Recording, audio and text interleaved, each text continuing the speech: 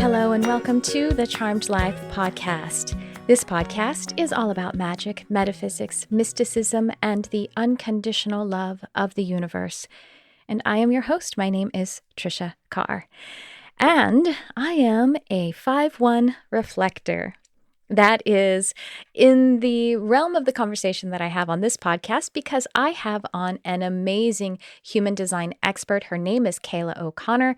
Super excited to bring you all into this conversation, which we had with you and through you, because that's how energy works. All of us who come together on any part of what we perceive as our linear timeline, if we come together in that linear timeline, well, the spherical timeline is activated. And so that means that the quantum energetic omnipotence knew that you were going to be a part of this conversation. And so I trust, I know, I affirm, I am positive that you will pull something into your heart, into your being, into your energy, and into your understanding of how beautiful, unique, and precious you are in this conversation that I have. Now, before I invite you into it, I do want to thank you so very much for being here, for being a part of this collective, by just listening, by supporting this podcast.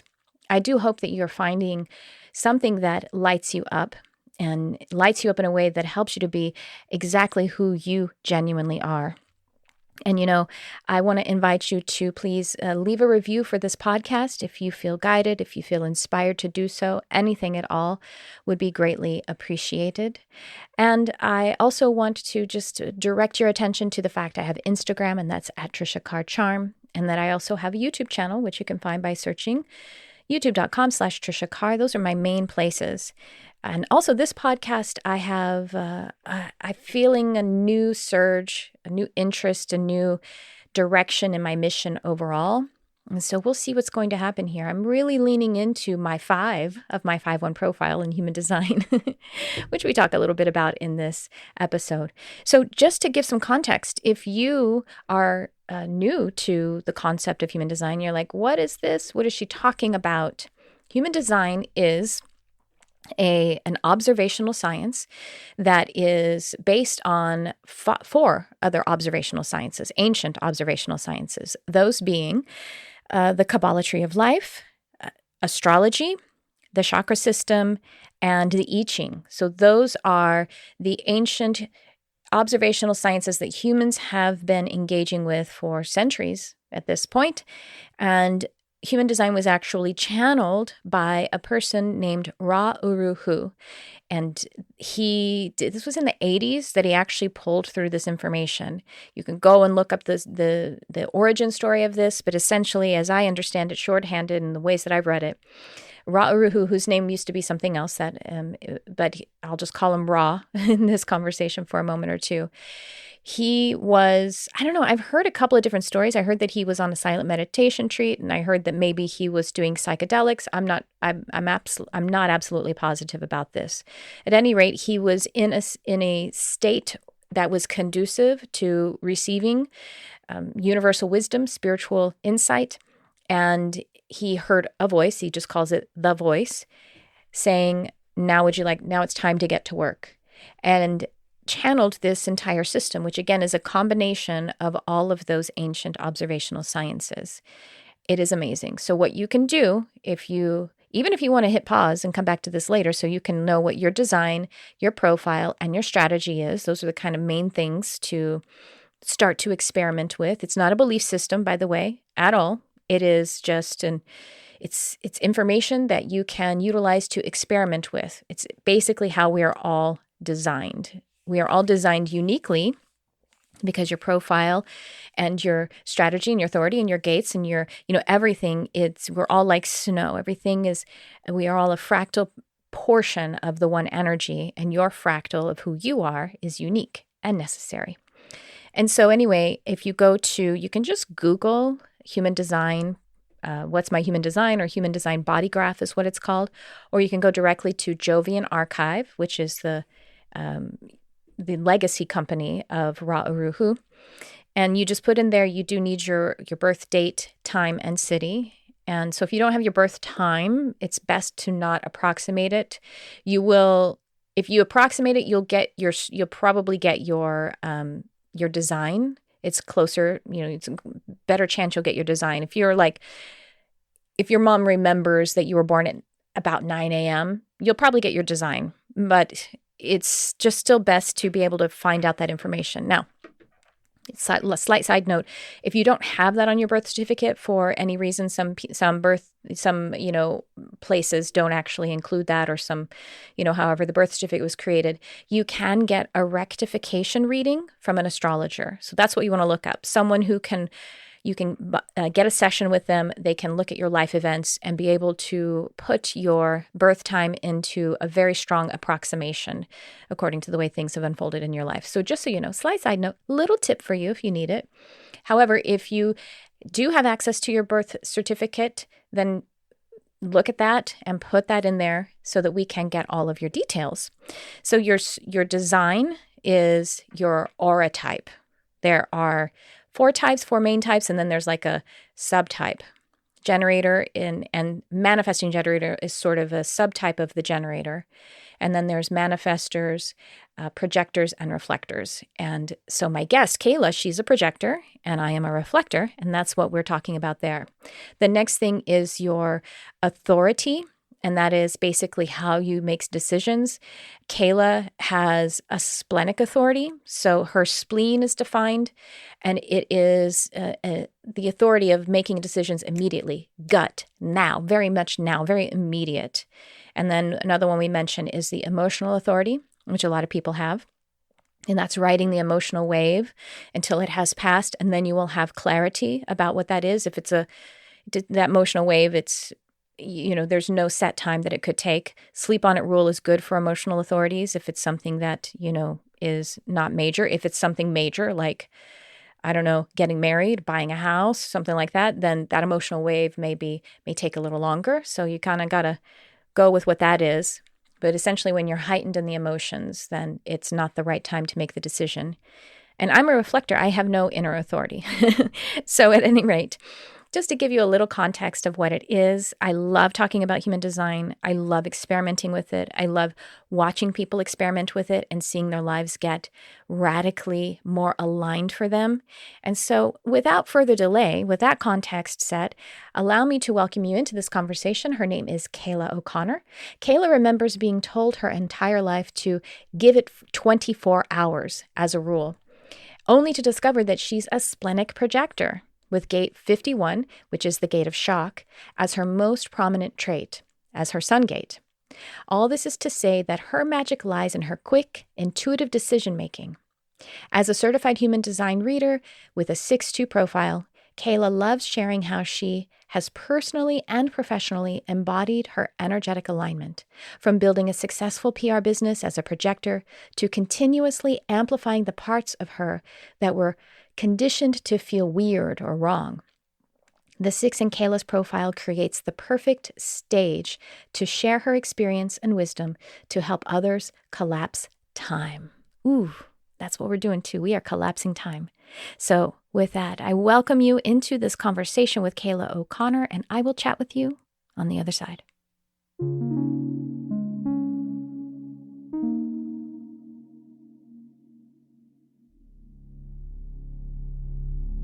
Kaila, I'm so excited to have you on the program. I cannot wait. I keep accidentally, before we hit record, I kept accidentally asking your question. I'm like, oh, yeah, hold on.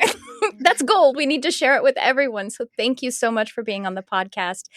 I'm really excited to hear your whole journey. It's fascinating. So please take the floor. Oh my gosh.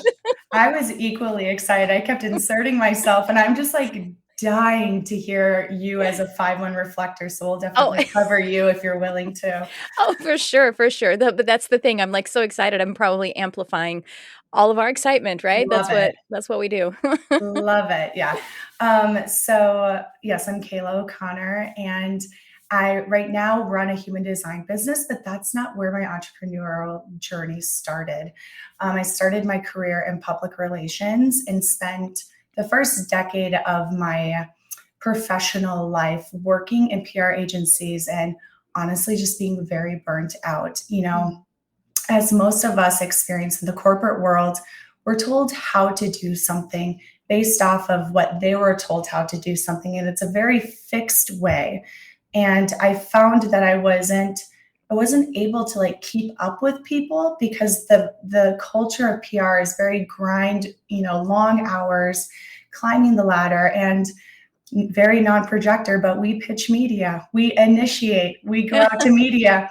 And so 2019, September 2019, my world brought me to Los Angeles, and I was about 3 months into a PR job that just was kind of soul sucking, chronic anxiety, panic attacks. And during that time, I became a Reiki master practitioner, truly to kind of heal myself and explore that journey within me.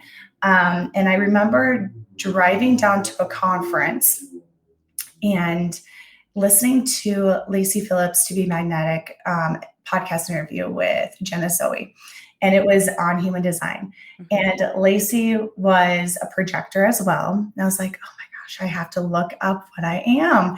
And I looked up, my human design chart, found out that I was a projector. And I had just heard what projectors were. And I was like, no way. I feel like there's like a support group that probably for reflectors too, Yeah, there is.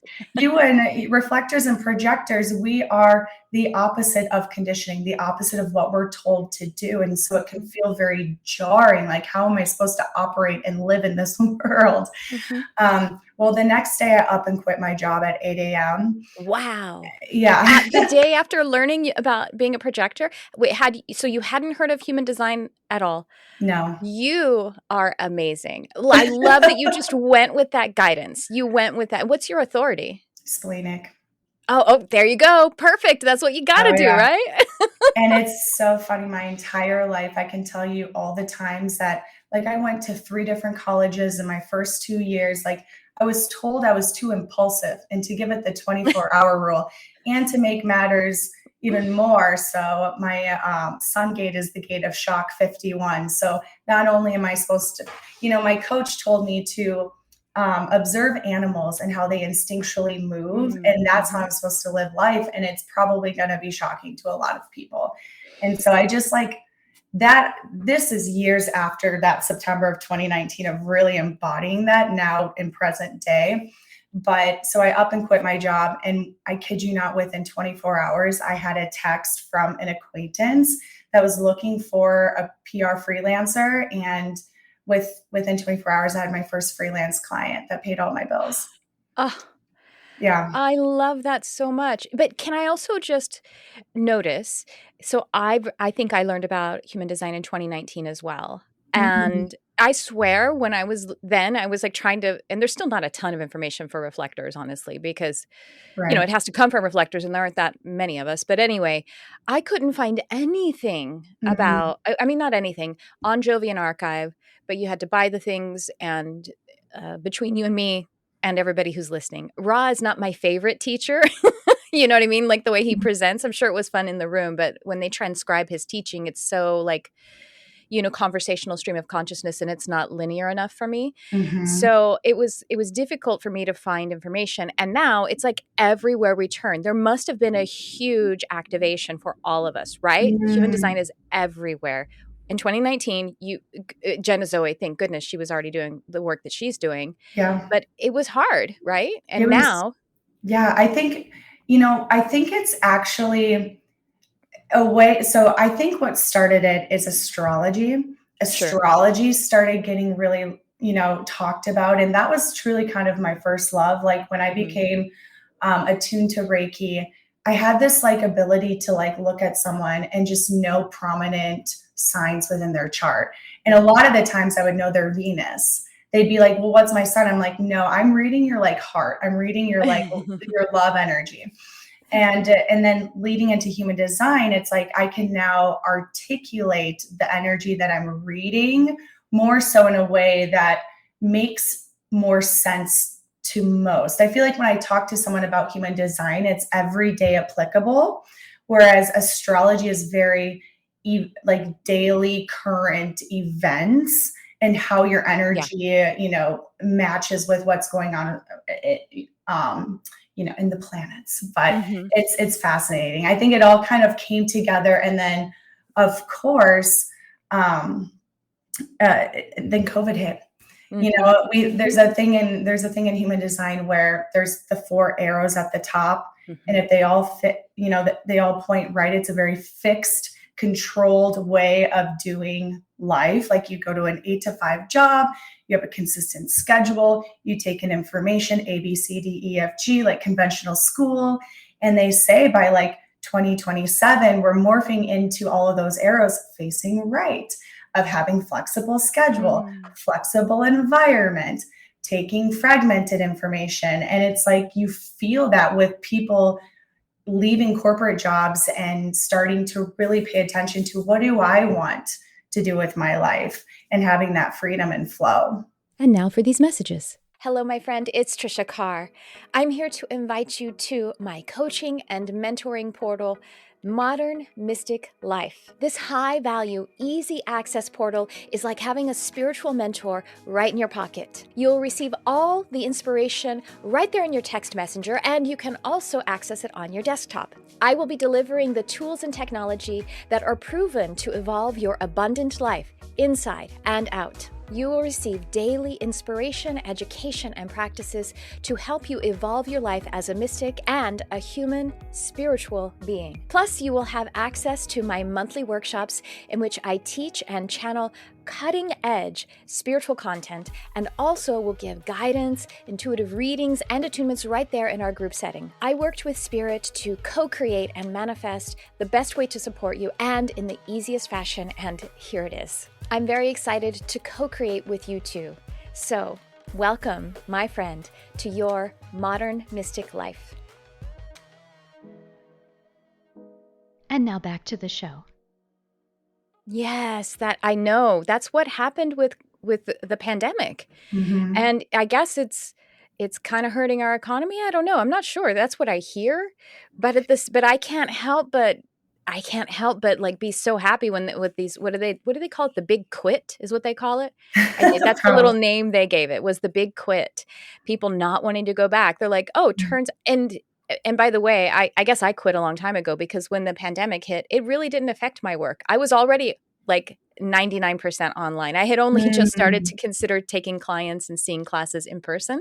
Because when I started, I was like, well, why would I?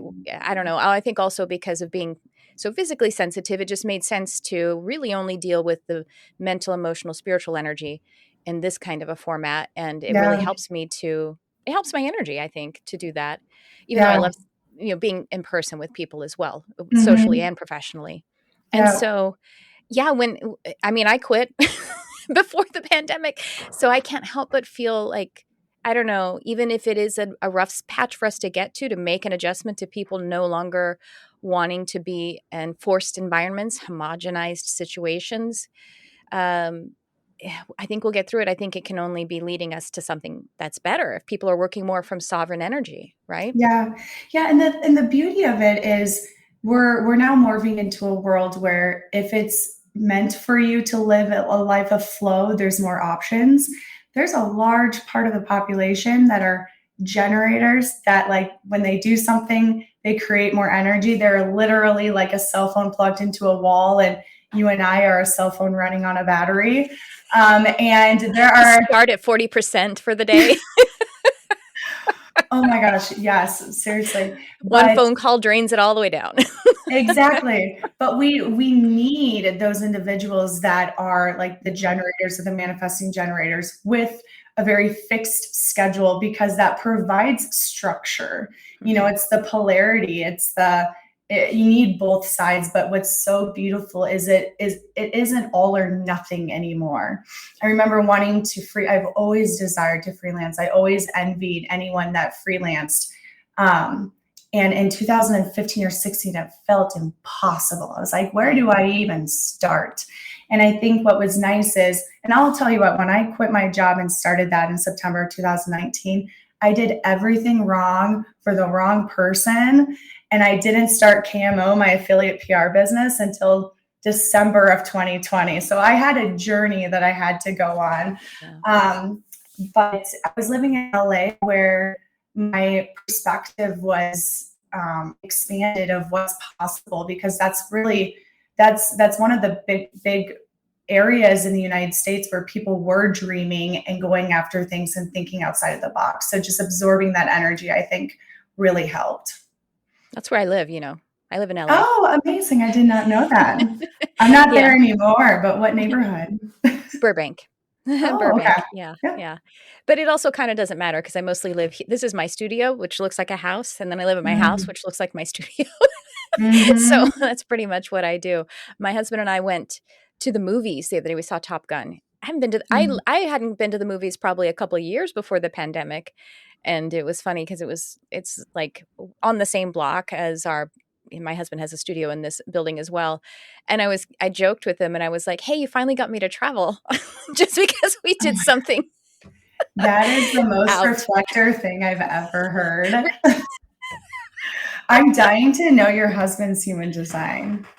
He is a projector. He's a Okay. projector 1-3 emotional authority. So, Oh, yeah. that's actually a really beautiful mix. Oh. My wife is also a projector, so it's Oh, like, excuse me. He's a 3-5. How dumb of me. I was saying my oh, best friend's profile. 3-5. Well, yeah, but the 5 energy, it's like, yeah, the 5 energy is it's got its it's got its mouth. So, totally. sorry, And go that, ahead. no, I was just gonna say my wife is also a projector, and the non-energy is I find I definitely recall being with energy partners in the past. And no Mhm. wonder I burnt out. And I know that it's definitely possible and many do it. But Sure. me personally, I love being able to take naps and prioritize sleep and just have it be known that that's how it is. Yeah. Um, but I love that you guys both have the 5 because that's really important of like Mhm. the projection that people put Yeah. onto a projector or you and you feeling that. Mhm. And then it's a really beautiful mix how you have the 1 and you are just this constant learner. And then he, like, as a 3, is the like experimenter of life. Like he gets out there and experiments. It's a very beautiful mix. Thank you. Thank you. What is your wife's profile? She's a 4-6 and I'm a 6-2. So Okay. Oh, that's wow. actually a It's like really us. You got the inversion, yeah. Yeah, we both have a totally. 5, yeah. That's Totally. cool. And what's crazy about us is we met in college. She was Mhm. my first girl in college. And Oh, then we went our separate ways to then reconnect in our 30th year of Saturn return. So just a classic wow. 6-line soulmate love story. Heading into that the 3rd portion of the 3 then, I guess, right, too? I mean, of the Exactly. 6, but yeah. Yeah. Wow, that's so beautiful. Yeah, I know projectors married to manifesting generators, and that's great. And then I have, my husband and I are both non-energy, and I have a really close friend who's also a human design reader. Hi again, Hillary. I mentioned her a few times, and I always tell her so she'll listen. And she and her husband are both projectors. And I asked her, like, when we were one day, I was like, so how do you get anything done? Because we just don't get anything done. How does the house get cleaned? Those kinds of things, because we're out of energy all the time. Like, Yeah. Well, you know, I can give you some of my tips. So thank you. we have a weekly cleaner that we Well, invest we in. have it every other week. But it's even though, like, between, if she doesn't live with us, so it's still difficult. Yeah. So it's interesting. My wife, she's only defined in her root and spleen. So she Mhm. more or less acts as a reflector. It's very fascinating. I've felt it when she changed jobs of the energy that she brought home versus the Mhm. energy she does now. But I also have a defined root. I'm pretty defined. Crown, ajna, throat, G center, spleen, and root. So I just have my sacral, heart, and solar plexus open. Mhm. Um, so I have a lot of fixed thoughts and speaking and all the things in the partnership. But what's key with us is the defined root gives us extra energy. We have that pressure system. Yeah. And for like, we live off of deadlines. If we don't have a deadline, like anyone that's listening with the defined root, procrastination is actually a good thing for you. So Mm. give yourself a deadline and then you'll feel that pressure and you can kind of quote unquote procrastinate to start what needs to be done in the time. Like you do it more efficiently with that Mhm. like pressure of a deadline. So we just have to give ourselves deadlines and calendar reminders and all the things. And we also don't overfill our schedule. We very much Good. prioritize rest. But the biggest thing with projector, or just projectors in general, are invisible expectations. So Mm.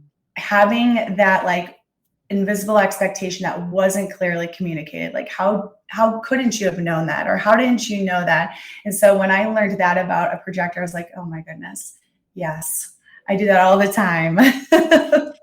That's interesting. I feel that I've felt that from my husband before. And we've also, because we've been together 18 years, actually, a Oh very long wow. time. And so, it's like a crystal being tumbled in a polisher, we kind of knocking off some of the edges. And like, for example, if we had to leave, we had to go somewhere, and sometimes he has to wait a little 10 extra minutes. I'm like, who cares? It's a party, that kind of thing. Mhm. And he at some point early on, a few years in, he just started to sit and do something else and be very calm and be ready, but not have any expectation. And also, I'm not late for, ringing the bell of the stock market or something that has to be done. Yeah, It's like it's just the expectation. And totally. we also, it used to be like, if he decided to do a task. Oh, I want to, clean the garage or something. And then he just spontaneously decided and he had the energy for it. Then this partly was mine too. This is my learning. I would feel pressure that I also had to have the energy and the, to do it. And so my learning, because he would be like, I'm not saying you have to do it. And I'm like, well, can you do it later? Because I feel bad over here. And he's like, well, then stop that. I just So want to do this. We can have our own lives. And I'm like, we can, because I'm not anyone. I don't have. totally. Yeah, look in his chart, wherever he's defined, it will be more amplified on your Mhm, end. So I mhm. mean, you're a sponge Well, yeah, regardless. root. His Yeah, root exactly. behind, and he's emotional center behind, and, so Yeah, yeah. What yeah. how is his emotional wave? What do you know what wave he has? Oh, no, is there, I don't even know about this. What does this mean? So look up his emotional wave. It will, like any wave is a channel. Uh-huh. So look at the channel either connecting from the solar plexus, like all colored in solar plexus to the Mhm. root or to the Okay. sacral or to the throat. And you can message me separately on that and we'll go through the waves. But, with an emotional authority, it, for what I'm picking up is he's just very emotionally intelligent and takes Mhm. radical responsibility for his emotions. When Yeah. an emotional authority is of, dedicates to that level, they can feel really grounding because they're not absorbing and then yeah, it can just feel really stable to a Yeah. non-emotional. Yeah, it does, and that's the thing about the definition that he has. It does help me to feel, and he's pretty defined. I think he has only 3 undefined centers, or maybe Oh, 5, 4. No, I think 3 though. And he's technically an energy projector, is what mhm, they mhm. call him, which I guess maybe you are as well, since Yep, you the had, root. yeah. Uh-huh. Yeah, he has the root and the heart, I think. So, Oh, okay. yeah. And well, or maybe, yeah, anyway, at any rate, it feels really good to have that much definition. And other friends that I have close friends, like I have a manifesting generator 5-1 friend. He's like one of my best friends, closest friends. And he's also an Aries, so he's fiery. And Me too. I love it. And then with the manifesting generator energy, can you imagine? He's just starting Mhm, fires everywhere he goes and walking away, letting mhm. someone else stoke them. And I love, I can't, I love him and I love spending time with him, and I need him, every now and again. It's like I'm jonesing for him, and we're so telepathically linked. He'll sometimes just text me and be like, what? And I'm like, what? And he goes, I was about to text you. And he goes, I know. I I could feel you poking me. I love this so much, Tricia, because you are giving like the key to reflectors. It's find what you desire and the humans that serve that. And it's almost like a menu that you have of like, this friend serves this purpose because Yes. you really do absorb that. It's like, if I want to be energized or bop around today, it's like I'm going to an MG. Or if I just need consistent head down, like or childlike joy, I'm going to a generator. If I want to be big picture creative, I go to a projector. And it's like, that's really beautiful. And that's where the strength is in being a reflector. Thank you. I just went through Mercury retrograde and this super full moon feeling like, purging this idea of just not working, like it just doesn't work, totally broken. And by the way, Mhm. my mother I just say was because we don't really have that much of a relationship, but she's a manifesting generator. Mm. So I had that, her being up at 6 a.m. on a Saturday, already cleaning half the house, and then waking up with that thing with my husband where he's cleaning something and I'm like, "Oh, Totally. I'm broken and I'm wrong." It's Totally.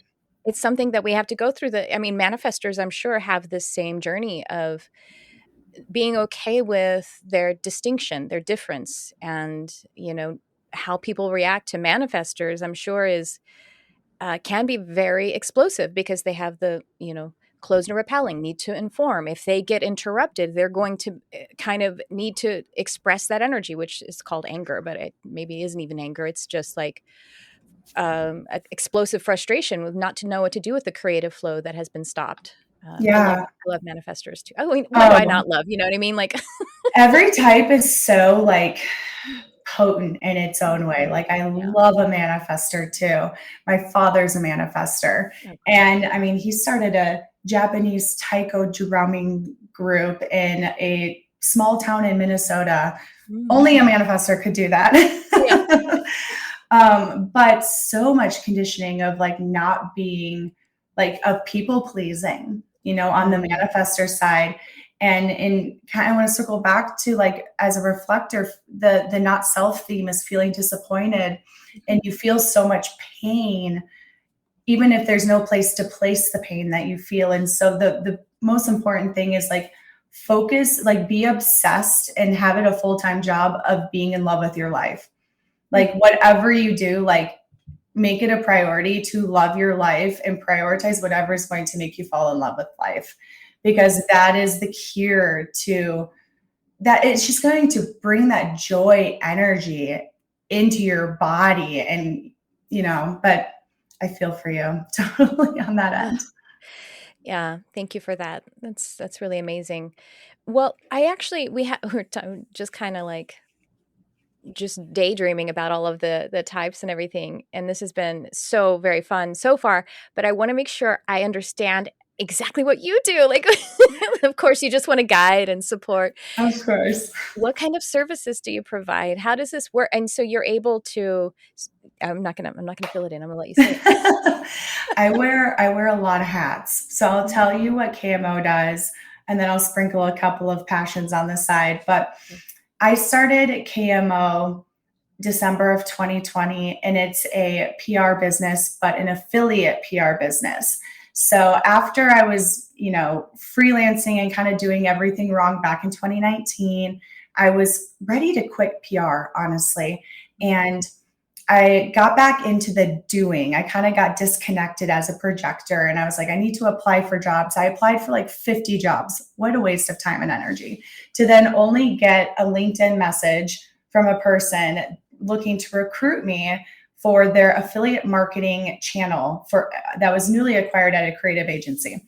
And they were looking for someone with PR experience. So my spleen was like, I'm done applying for jobs. I'm worn out. I'm curious at affiliate. I don't know what it is, but I'm going to accept the job because of healthcare insurance. Yeah. And they want PR experience. So I'm not throwing the last 10 years away. So Mhm. those kind of like pings got me to start in this role. And I was kind of at a perfect place at a perfect time. Big publishing groups like Condé Nast, Meredith Publishing, Hearst Communications, they were having a hard time making money because print magazines, big ad spends were going down. And so they were starting to incorporate affiliate links, which basically means if you click on the link and you make a purchase, the affiliate, quote unquote, an influencer or a publisher, they get a percentage of that sale. Mhm. So if an influencer has a code or a swipe up link, that could be they get a percentage of the sale of the product that you bought. So publishing groups like the Vogues of the world, they knew how engaged their audiences are in articles, maybe how many clicks went to the website. So they're like, okay, let's start adding affiliate links into these articles so we can make money off of our organic content. Mhm. Um, 2 weeks into that job, I was on the phone with the affiliate manager at Condé Nast and Meredith Publishing, learning all of this. And then I started testing it out. And one of my first big successes was April of 2020. So now COVID hit. And it's even more important for direct-to-consumer brands to make money off of their website. So it's directing sales back to their website, not retail partnerships, because brick and mortars are closed. And they don't have extra money to spend on ad dollars. They're kind of like, holding it. So affiliate is this kind of low risk win-win. They're not paying affiliates unless they're making sales. So I remember securing my first article. It was like an $8 CBD hand sanitizer, of course, on people.com as a feature. It's an $8 product. And I checked back in, and that article alone drove thousands of dollars of sales. Wow. And I was like, oh, okay. Did you write the articles too, or So I pitched the editor. Okay. And then they agreed to write about, they're like, oh yes, absolutely. We'll write about this. So I was very much still wearing my PR hat, but communicating about my client's affiliate program and giving them the correct link that will track in my client's affiliate program. So I was able to see within my client's affiliate network how much revenue is driven by that article. So then the lights went on, and I was like, okay, there's something here. Well, fast forward to like November of 2020. I'm burnt out, working 10-hour days. Their sales team is like cha-ching. And I was like, I need to leave. So I left December of 2020, and I started KMO. And at the very beginning, I wanted to service direct-to-consumer brands and run affiliate PR programs for them in a very quality, authentic way. But I also really realized that no one was training PR professionals. And I felt so soul-serving and inspired to train them. No one had time. No one knew what was going on. And this is becoming a requirement. So when I was working in the field of PR, it was such a feeling of low worth because we were never able to actually show what this article did for a client's business. It's always like the first channel to get cut if budgets are tight. And so it's kind of this low worth energy. And so I saw that I'm now able to see an actual revenue number for an article. So I was like, oh my gosh, they need to know this to keep their clients because it's required. And they can scale their businesses. And it's so empowering because you can say, I made your business $5,000 off of this article. Like that's huge for the industry. So I still service clients, but I have this big passion of kind of healing the PR industry in the sense of energetically in terms of worthiness, but just being that guide, of course, because no one else is training or talking about it. I know what affiliation, I know what affiliate is. How does affiliate PR work? Because I'll tell you the disconnect I'm not picking up. Sure. Obviously with the CBD hand sanitizer, there's a product. And so it's a commission on a sale. So how does that line work if it's PR? Do affiliates actually make money, and how do they make money? Right. Okay, perfect. So in PR, the affiliates are the publishing groups. Okay. So for my client, Meredith Publishing would join my client's affiliate program and then pull their affiliate link for their editor to use in the articles. So you can imagine hundreds and thousands of affiliate links getting published every single day for 20 different websites that fall underneath the Meredith Publishing umbrella. It's a huge revenue driver for publishing groups now. And quite frankly, if a brand is pitching, editors and they don't have an affiliate program, they will not get coverage anymore. So it's kind of a critical, you might lose clients and your business may suffer on the PR agency side, who are responsible for securing these articles if they weren't knowledgeable about affiliate.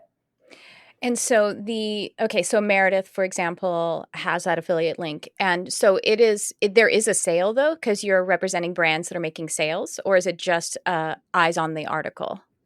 So the purpose and the goal of all the articles is to get its readers to purchase the product. Okay. So it's always product led. Sure. So anything that I'm pitching an editor, it's a product that can be Right. purchased on my client's website. So the goal is sales. Mhm. It doesn't always happen, but again, having awareness around what website converts more than others, you can start to make more informed strategic decisions on who to pitch.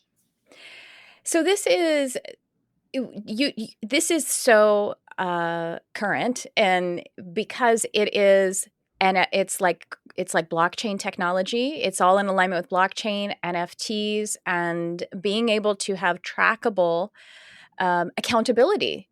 Mm-hmm. And that's the thing that's sad about, like, I think you're talking about with the PR industry, is that they don't have a way to prove their accountability because it's nuanced and it's ephemeral. And so they can't prove that, 100,000 people read that article and then wanted to go see that movie if it's a talent or something like that. There's no way to prove the labor or prove the value.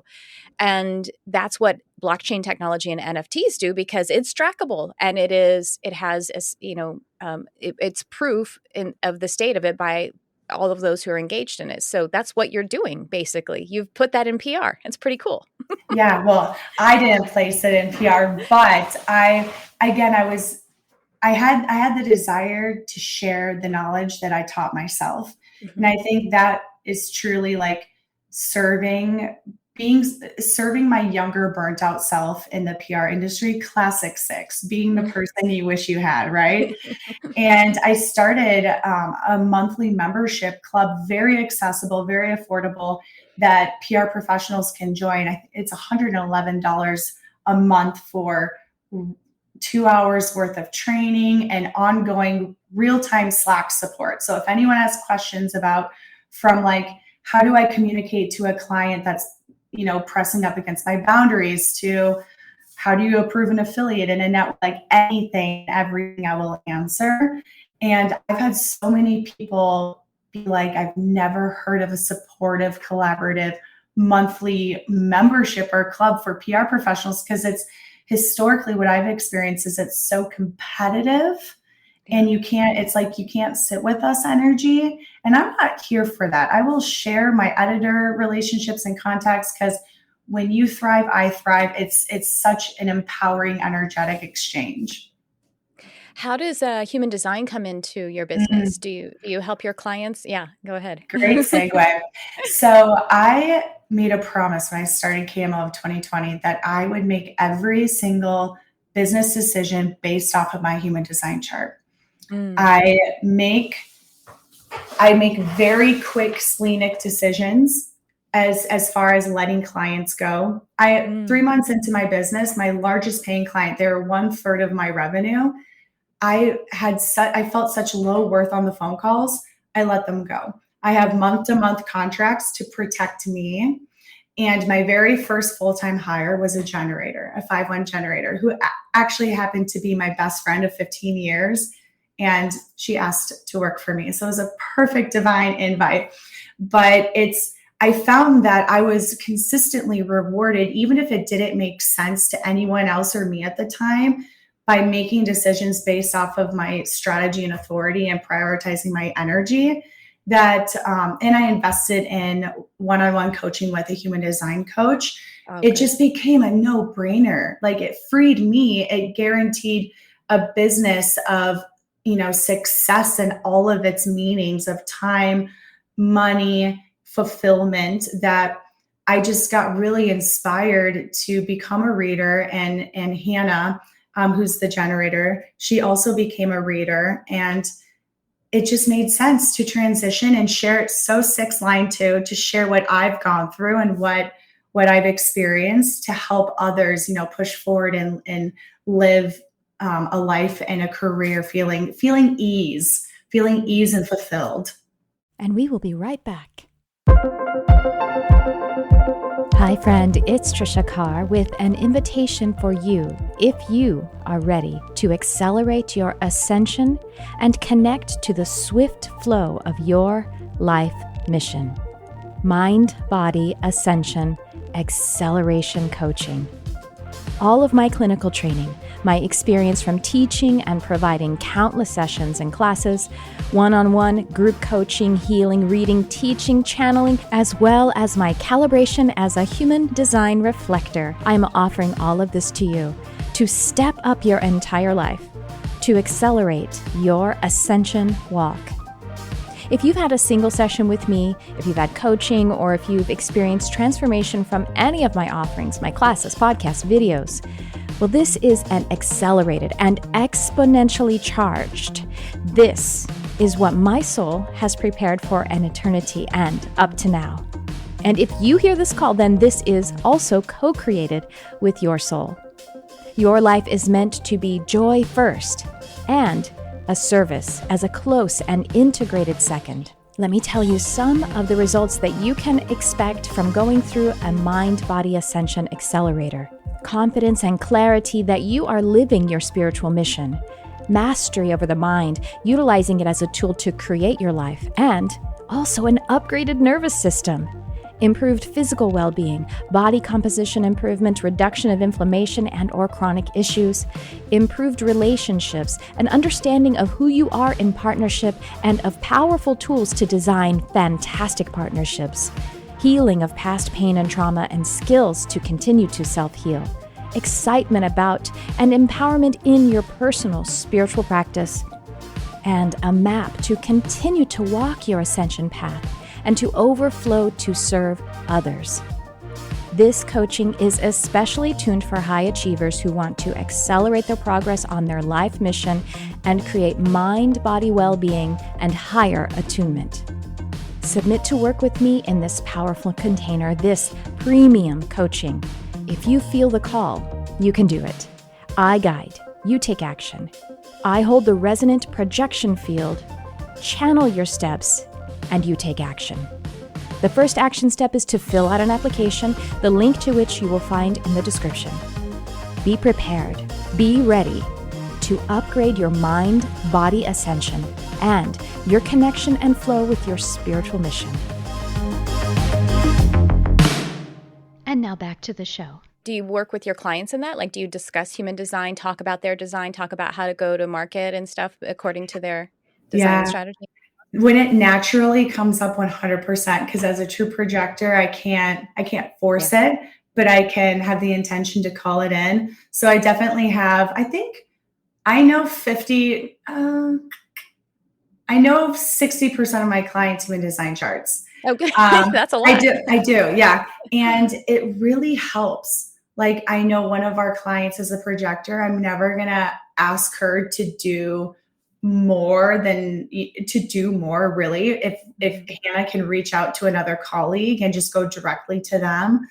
And then I know another client has a defined route. So we give them deadlines. Like, it just really helps us even if they don't realize how much we're customizing how we work with them, it helps optimize the relationship that much more.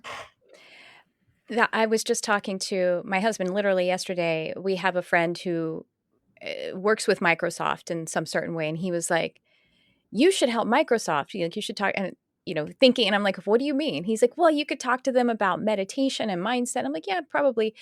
And then we were just talking about, like, what if a big corporation like Microsoft started to understand human design? And I'm sorry, the the faithless side of me reflecting what can happen when a business that is moreover competitive and homogenized, you might say, the culture is, and I'm not assuming that Microsoft is. I just know that in the past, when Myers-Briggs was, kind of bigger and in its heyday, and then some corporations were using it, but they used it just as a discrimination device. You know what I mean? Mm-hmm. They don't really understand it. They aren't really they're just trying to win with it as a tool. So they haven't really shifted the idea from being competitive to something being unified or to people being unique. So that you're able to do that because you do understand it and you are working from a holistic value. Mhm. And but what do you think? Do you think it's possible? Maybe after 2027 or something? That's like a future goal of mine, Yeah. honestly, is to work with businesses because it really, behind every brand are humans, and energy speaks before they do. Mhm. So when someone tries to tell me, do this strategy because it worked for me, I say that doesn't mean anything to me. Just because it worked for you Yeah. does not mean it's going to work for me. And so I think at its root, any business has to start from the top down, the leadership from the top down, and the intention Mhm. of who they're calling in, Yeah. um, because it has to be like a full embodiment, right? Like I Mhm. will, but the power behind it is, I mean, really, human design makes up the perfect structure for business. You have Exactly. That's you what I'm have saying. the Mhm. manifestors that come up with the idea, they give it to the generators to create it. The projectors oversee and manage. The reflectors I see as almost like the HR department of like understanding what is going on, people, or they could also be, the guides or the directors. Mhm. Um, what's really fascinating is reflectors could also be like just floaters, like if generators need a little Mhm. bit more help that day. And manifesting generators, they're like the chronic entrepreneurs that are just going, they're all over the place. They can wear so many hats. And so if Mhm. you think of like a business infrastructure, all the puzzle pieces are there. Mhm. Yeah, it's well, and a reflector because when we move through the gates, I'm sort of a pseudo generator. I'm still, fundamentally a reflector, Mhm. but I for a short amount of time in that moon gate in that lunar gate, then I kind of have generator energy, and Yeah. I remember Ra saying that the reflector should be sitting like the right hand and in the ear of the CEO. Mm. Always the CEO, the manifestor, is turning to the reflector and saying, what is this? What do I need to inform?" Because the manifestor doesn't know. And then because I'll tell you, I am always, and it's interesting looking back now, I've always been reflecting a community. Mm. And I never assume that I'm correct because I'm human. But I gotta say, I almost always am. You know what I mean? Like this is gonna happen. This does or doesn't fit. We should bring this person on, but it also doesn't matter my timing of understanding it. It's still everybody else has to, get on board with it, and everybody else has to go through their process. Mm. So yeah, it's just being that. I don't know. It's weird. We're I just love lunar that. energy. Hmm. I love that so much. I also, again, like they say, like projectors are the future CEOs. So you and your husband are just like perfect. But the 5-1 I wonder. So 5-1s, they're viewed as always having it together, Hmm. and the one paired with the save the day energy, it's like you feel like you're never doing enough or giving enough energy or giving enough information. Hmm. Um, how does that play out in your world? I'm fascinated by it.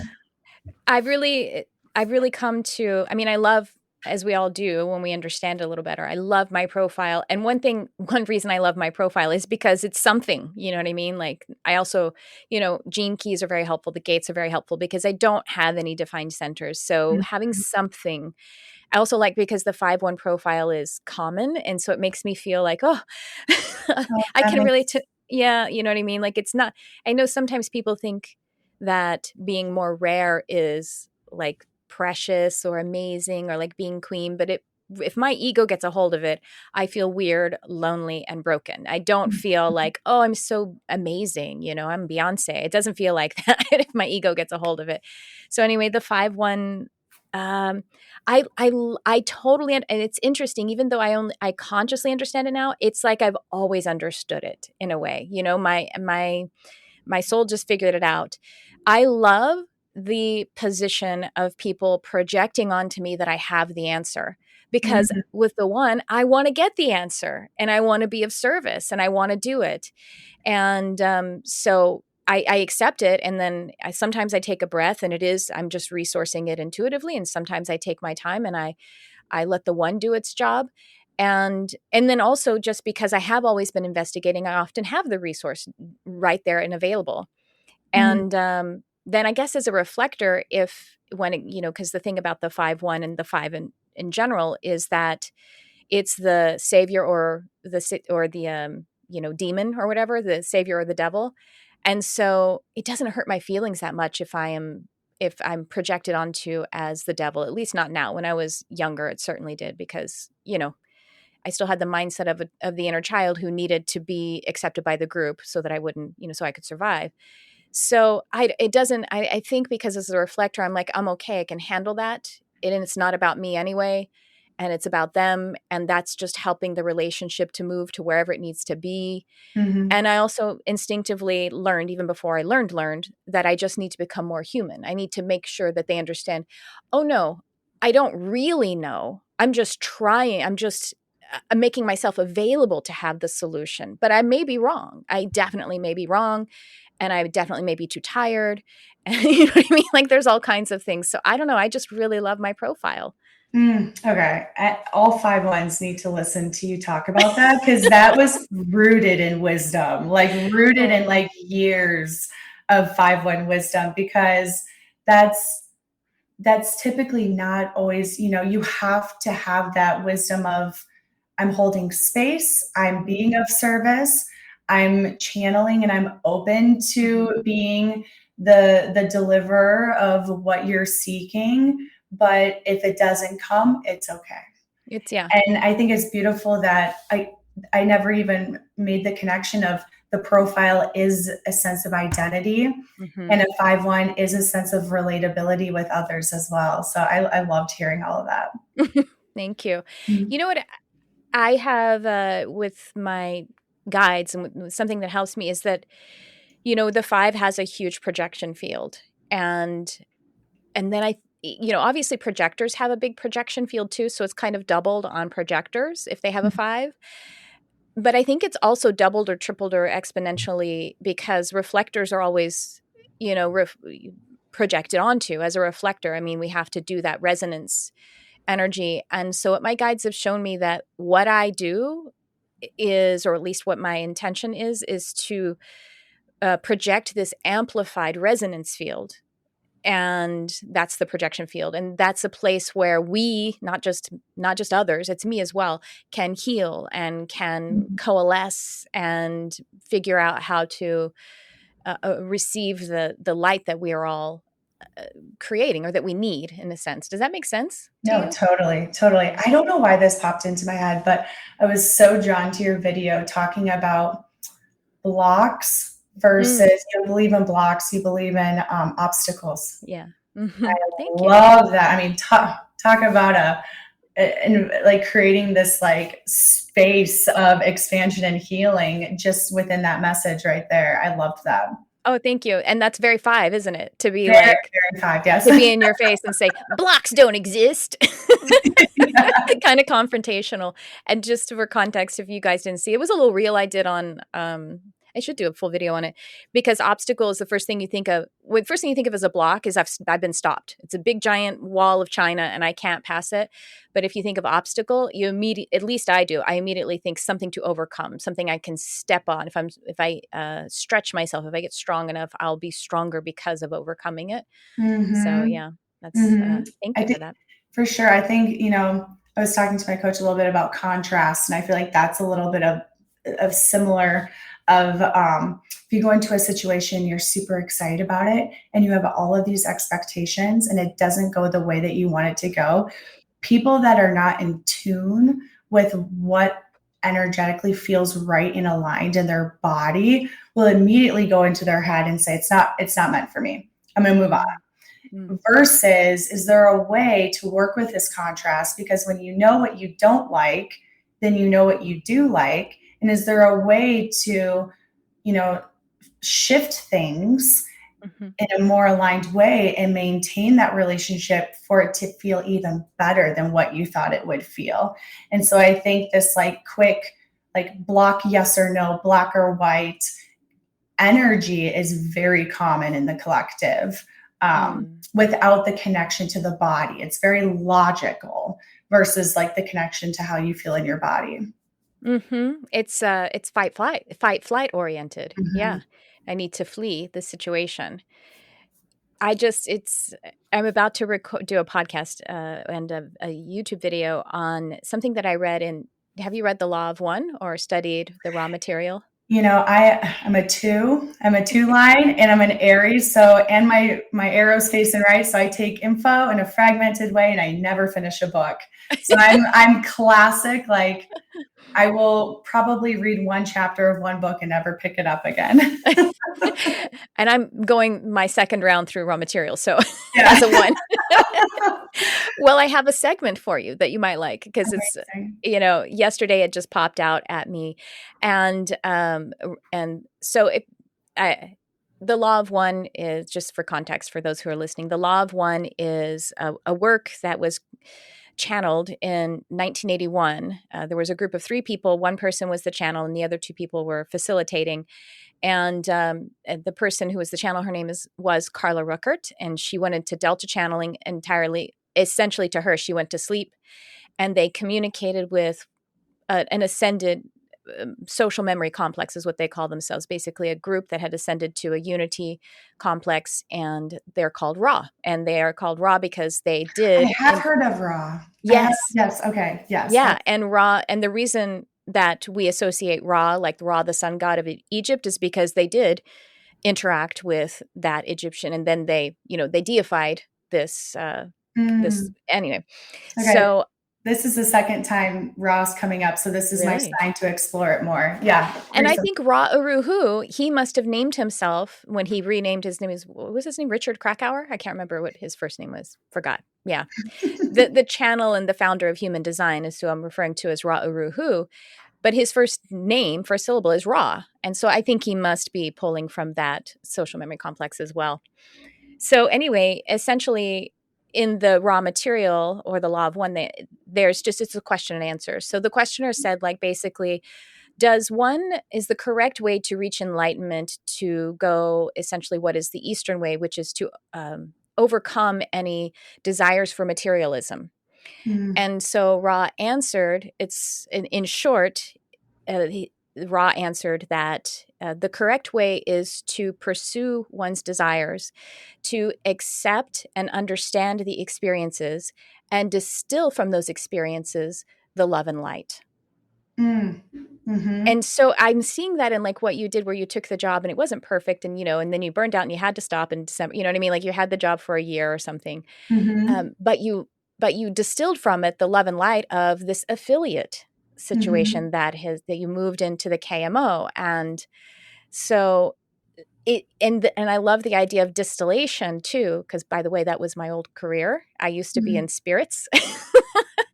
And the distillation process is literally creating, you're applying heat, you're applying extreme temperature, so that there is a separation of the denser material, and the lighter material, which is the spirit, actually is what you capture. And it's basically a process of alchemy. So alchemizing every experience in your life, knowing your desires and pursuing them, but somehow also accepting and understanding with compassion the experiences, and then alchemizing them back to your desires. You know what I mean?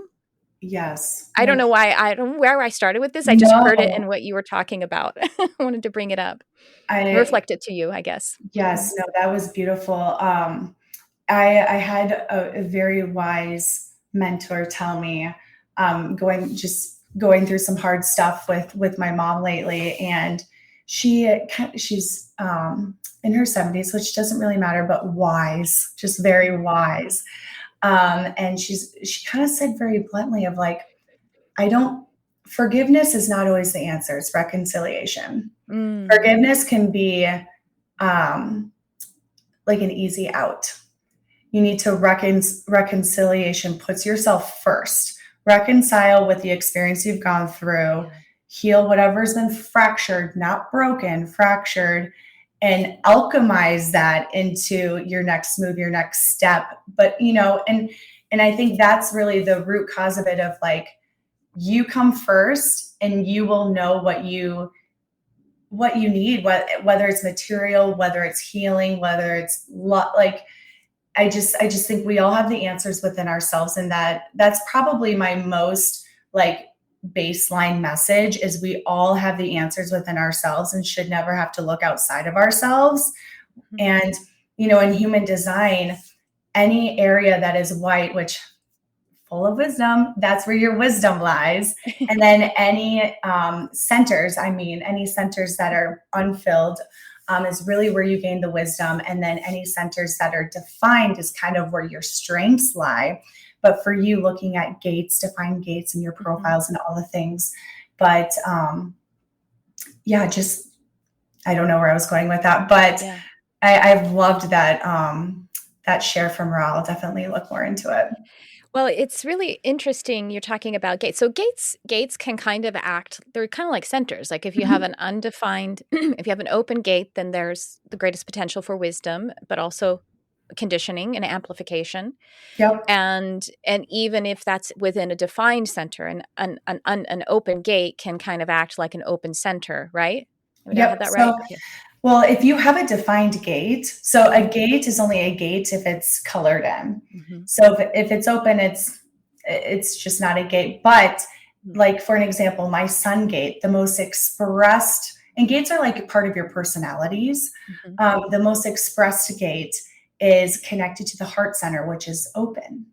So if I'm around someone with a defined heart, it's amplified. I'm really into it, but I still have that like shock, that gate of shock. I still have consistent energy to shock people and to go first and to want to be first, to want to shock people and do things the first time or differently.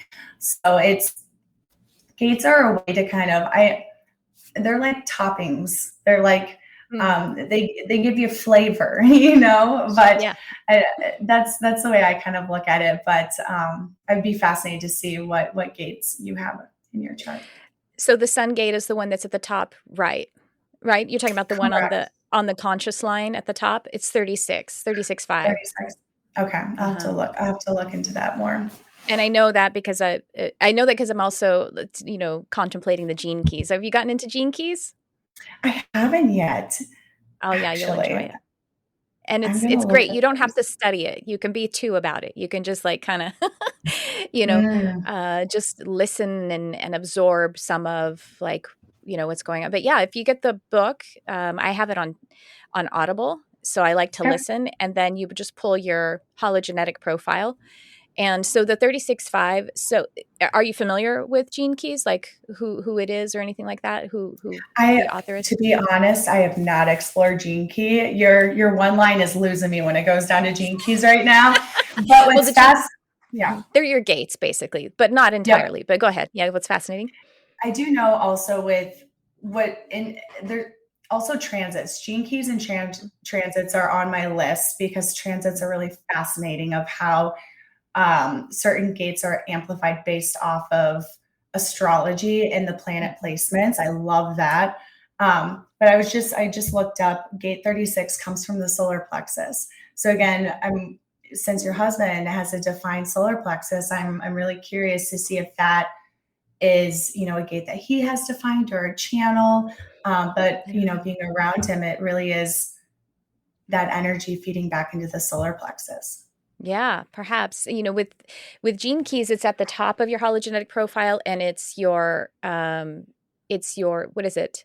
Life's work as the sphere, but it's also quote unquote your brand, kind of like how the world, if you work with the shadow gift and city of it, then I'll bet you already are, like your work will start to flow. So the shadow band of that is turbulence. The gift is humanity, and the city, which is the divine gift, is compassion. So for me, I guess the highest expression of my brand, if you will, or my life's work is compassion. And then of course the 5-line, doing all the 5-line things. Yeah, that makes sense. That totally makes sense. Oh my gosh, I love it. Yeah. And you're a 4/6, is that right? I'm a 6/2. 6/2. So probably your line on that is your sun gate. Is the line 6? Is it? So You know what I it's mean? the sun gate is, let's see. So my sun gate is 51 in the conscious. Mm-hmm. The conscious of the moon, of the earth. So if you look at the incarnation cross, the first two numbers are sun, and the first number is the conscious, and the second number is the subconscious, how others see you and how you see Mm-hmm. yourself. And then the second pair of numbers are the earth sign, and they're both 6. So 62 and Okay. 61 and 62. Yeah. Okay. There you go. Very cool. But Yeah, I figured it was but a it's 6. So yeah. do you know anything about those? Not enough. We're gonna have so many follow-up I know, conversations right? after this. All right. Well, this has been so amazing. So, are you still doing human design readings? How can people work with you? I want to make sure we Yeah. get all of that information in so the people who are listening, so they'll know that they do want to click into the description to get involved with you. Yeah, absolutely. Okay, so if you go to kmoworld.org, I created a URL that said KMO World because I don't want to be placed in a box. You will be able to find all the ways to work with me from an affiliate PR standpoint. If you're a brand, if you're a PR professional and you want support, or if you are a human, a soul that wants to learn about human design, you can book a one-on-one reading for intros with Hannah, or I have a becoming reading that is more coaching supported by Reiki healing. And then I do one-on-one coaching and some programs. I don't know when this is going to air, but that will all be on the website. And that's the best way to reach me. Oh, great. So, are you doing some programs based around like coaching people with their human design and everything? Okay. Yeah. So come early August, I'll be launching a mastermind called Personify. It's 6 weeks long, seven calls total, and it's for 5 individuals. And the goal is to take this knowledge that they know about their energy, strategy, and authority, and to start living it. Like it's the small everyday decisions that strengthen the trust muscle. And then from there, it's setting standards based off of how I'm supposed to operate. These are my standards and work, life, love, all the things, so that when something comes my way and it falls outside my standards, it doesn't take up my brain and I don't think about it. And just really structuring a life of ease. Ooh, that's good stuff. Thank you so much for that. Thank you for the work that you're doing. Thank you for coming on. Thank Of you for course. giving. We went pretty long, so I hope this suited your day well I enough. loved And it. I just love everything. Thank you for this conversation. You're Yeah. really, really amazing. And I would love to keep it going if I can ever support you, or if you would like to come back on. I can hear everyone applauding right now saying, yes, bring Kaila back on. So thank you for being on. 100%. I mean, I'll come on whenever you want. We'll just let it flow. We'll let the conversation flow. So thank you so much.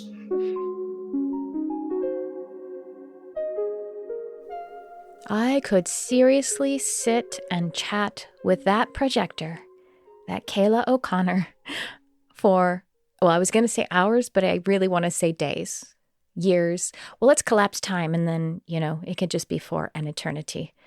So that was amazing. And I am very excited about the work she's doing. Seriously, going to go look at her website and see how we can work together more.